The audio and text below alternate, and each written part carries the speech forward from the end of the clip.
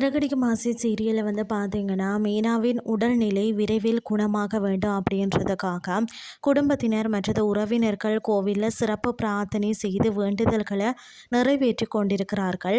இதை பார்த்து மீனா மனம் நெகிழ்கிறார்.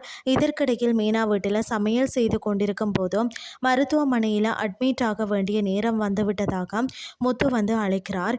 இருவரும் கிளம்ப தயாராகும் நேரத்தில் விஜயா தனது தோழிகள் மதிய உணவிற்கு வருவதாகவும் அவர்களுக்காக ஸ்பெஷல் விருந்து சமைக்க வேண்டும் என்று மீனாவிடம் கூறுகிறார். ஆனால் மருத்துவமனைக்கு செல்ல வேண்டிய அவசரத்தை முத்து விளக்குகிறார். இதனால் விஜயா கோவப்பட அண்ணாமலை குறுக்கிட்டு முன்கூட்டியே சொல்லியிருக்க வேண்டும் என்றும் தற்போது வெளியே இருந்து உணவை வாங்கி விருந்தினர்களுக்கு கவனித்துக் கொள்ளுமாறு விஜயாவிடம் கூறி முத்துவை மீனாவையும் மருத்துவமனைக்கு அனுப்பி வைக்கிறார். மருத்துவமனைக்கு சென்றதும் அறுவை சிகிச்சைக்கான அனைத்து ஏற்பாடுகளும் செய்யப்படுகிறது.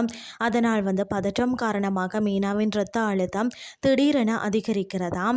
இதனால் முதல்ல இரத்த அழுத்தம் சீராக வேண்டும், அதற்கு பிறகு சிகிச்சையை தொடர முடியும் என்று மருத்துவர் தெரிவிக்கிறார். இதை கேட்டு முத்து பெரும் கவலையில் ஆழ்கிறார். அந்த நேரத்தில் மருத்துவமனைக்கு வரக்கூடிய ரோஹிணி அங்குள்ள செவிலியரிடம் விசாரித்து மீனாவின் உடல்நிலை குறித்து முழு விவரத்தையும் தெரிஞ்சு கொள்கிறார்.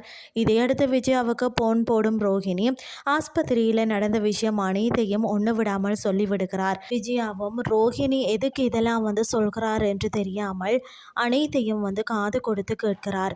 இதோடு மட்டுமல்லாமல் இந்த குடும்பத்திற்கு வாரிசு கொடுக்கக்கூடியவர் நான் மட்டுமே, மீனா வாழ முடியாது, ஸ்ருதியும் அதற்கு தயாராக இல்லை, எனது குழந்தையை இந்த குடும்பம் ஏற்றுக்கொள்ள வேண்டும் என்றும் மனதுக்குள்ள மகிழ்ச்சியுடன் நினைக்கிறார்.